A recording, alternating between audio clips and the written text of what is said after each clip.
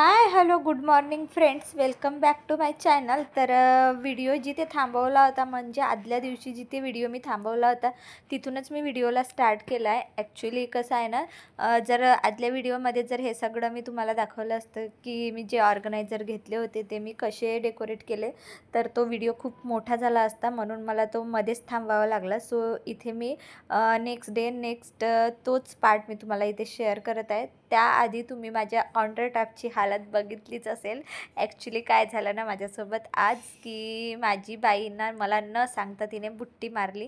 आणि तुम्हाला तर माहीतच आहे, जर बाईने जर आपल्याला न सांगता कोणत्याही कामासाठी जर आपल्याला बुट्टी मारली तर आपल्या घराची हालत काय होते. तर तुम्हाला माहीत आहे की माझ्याकडे भांडेवाल्या ताई येतात आणि ती मला आज सांगितलीच नाही की ती नाही येणार आहे म्हणून. आणि मग माझे खूप सारे भांडे मी काढून वाट बघत होती, पण ती शेवटी नाही आली. म्हणून मला हा सगळा आता पसारा असा आवरावा लागला, म्हणून माझं एक्स्ट्राचं काम इथे मला करावं लागलं. सो इथे मी पटापटा जेवढे माझे भांडे होते तेवढे मी पूर्ण वॉश करून घेतले आणि आता तुम्हाला मस्त दाखवणार आहे ते ऑर्गनायझर मी ऑर्गनाईज करून. सो चला व्हिडिओला स्टार्ट करूया. त्याआधी मी हा पूर्ण काउंटर टॉप मस्त असा क्लीन करून घेणार आहे. म्हणजे आपला जो गॅस ओटा वगैरे आहे तो पूर्णपणे मी असं एका कापडाने छान मस्त पुसून घेणार आहे. आणि जे काही मी भांडे वगैरे क्लीन केले आहे ते मी आता खाली टोपल्यामध्ये तर आहेच, ते मी आता खाली ठेवून देते, म्हणजे तुम्हाला पूर्णपणे हा एरिया जो असा क्लीन अँड क्लिअर दिसेल. आणि मी तुम्हाला इथे एक गोष्ट शेअर करते. ॲक्च्युली कसं आहे ना, जर आपण भांडेवाले किंवा कुठल्याही कामासाठी बाई लावली तर पूर्णपणे डिपेंड राहायचं नाही. आणि माझ्यासोबत असं घडलं म्हणून मी तुम्हाला सांगत आहे की आता बघा, 2 टोपले माझे इथे भांडे होते ते मला घासावं लागले.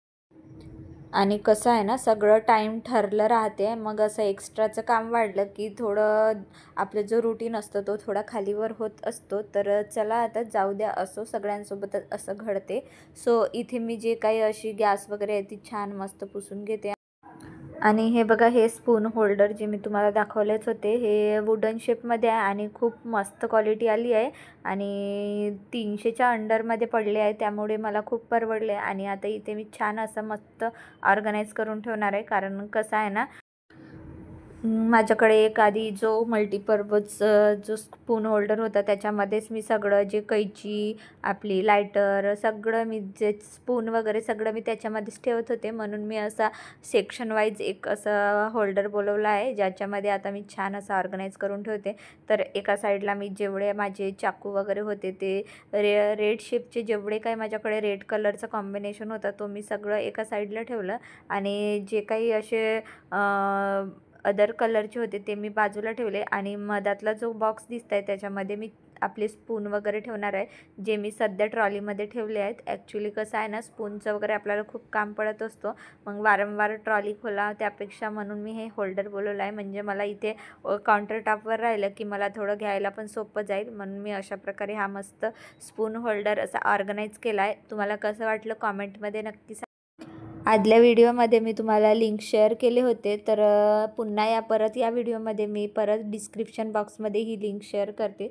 तुम्हाला हवं असेल तर तुम्ही तिथे जाऊन घेऊ शकता. आणि जो हा मल्टीपर्पज जो आता माझा रिकामा झाला, तिथे मी आपले जे काही असे वुडनचे स्पून वगैरे होते ते मी इथे ठेवले आहे. आणि आपलं जो लाटणं असते पोळी लाटायचं ते पण मी इथे ठेवलं आहे, म्हणजे मला इथून पटकन असं घेता येईल. आणि आता याला ठेवायचं कुठं ते मी इथे जागा शोधत आहे. आणि आता इथे मी छान असा मस्त इथे जागा बनवला आहे आणि इथे मी तो स्पून होल्डर ठेवणार आहे.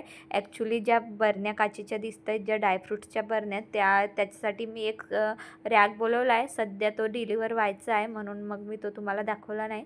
परत एकदा मी पूर्ण डीपमध्ये जो माझं काउंटर टॉप आणि किचन टूर जो आहे त्याच्यावर मी डीप असा व्हिडिओ तयार करणार आहे, तर तिथे तुम्हाला दिसून जाईल. सो सध्या मी असंच खालीच ठेवले आहे.